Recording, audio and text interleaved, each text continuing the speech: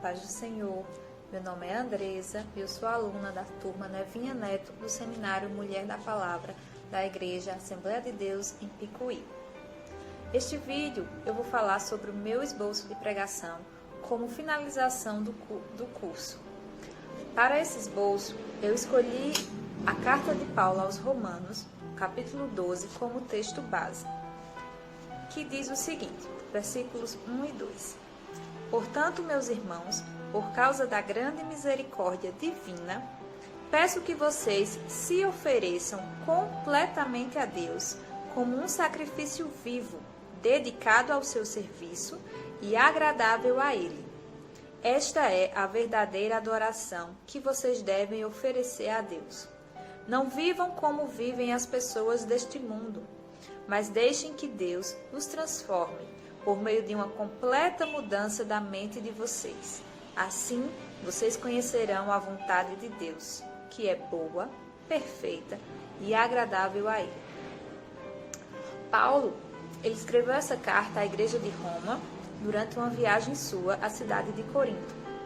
E esta carta, ela tem como tema geral a justiça de Deus, a justificação dos pecados pela graça de Deus mediante a fé.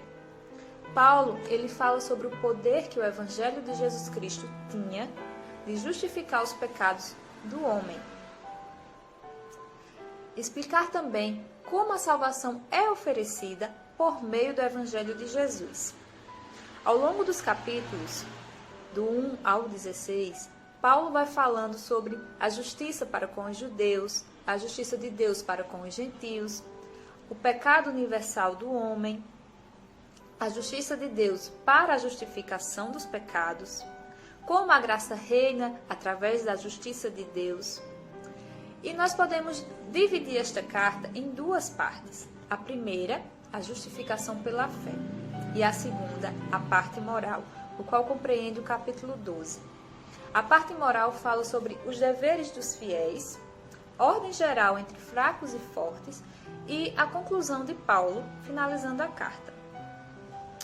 Voltando para o capítulo 12, que eu acabei de ler, Paulo, ele falava sobre o culto racional, sobre como oferecer um culto a Deus racional, de forma que ele fosse um sacrifício vivo, para que assim a vontade de Deus se cumprisse na vida das pessoas.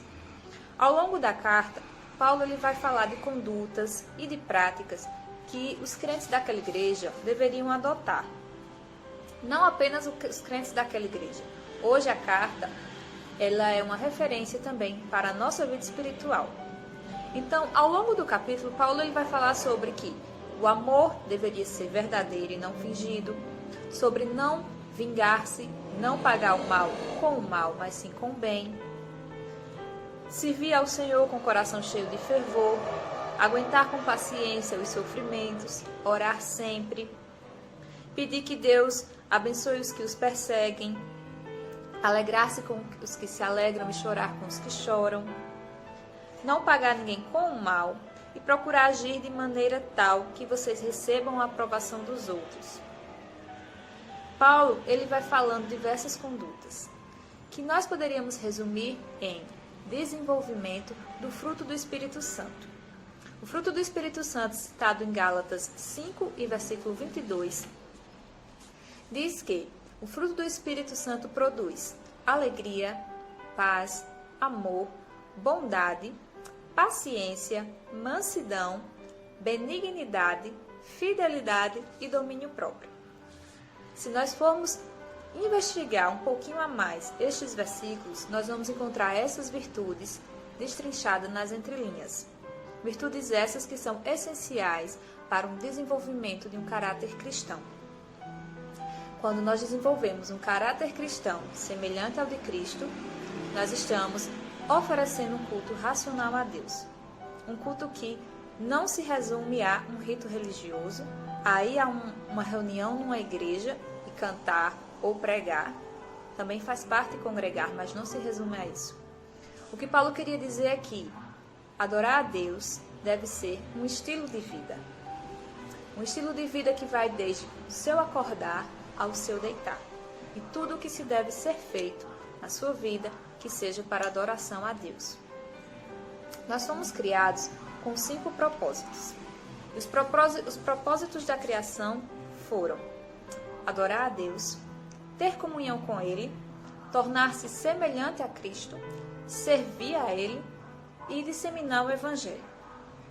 Quando nós desenvolvemos o caráter de Cristo na nossa vida, quando aplicamos essas práticas, e não apenas essas, mas outras que diversos escritores relatam na Bíblia, quando nós resolvemos agir da maneira que Jesus agia, nós desenvolvemos o caráter cristão, nos colocamos diante da vontade de Deus e assim o propósito que Deus tem para a nossa vida, ele é efetuado. Quando nós decidimos racionalmente oferecer-nos como sacrifício a Deus, entregarmos nossa vida completamente a Deus, deixar que o Espírito Santo renove a nossa mente. E Paulo ele é enfático quando ele diz: não vivam como vivem as pessoas deste mundo.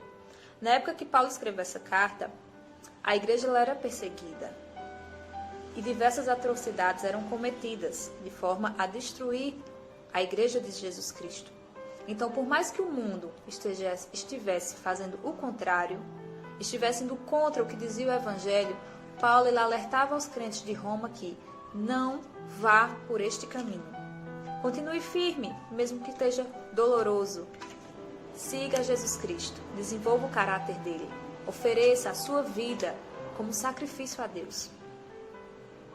E Paulo ele diz isso de modo que, quando a sua vida ela for inteiramente entregue a Deus, desde o seu pensar, o seu falar e o seu agir, então o propósito que Deus tem para a sua vida, ele é efetuado.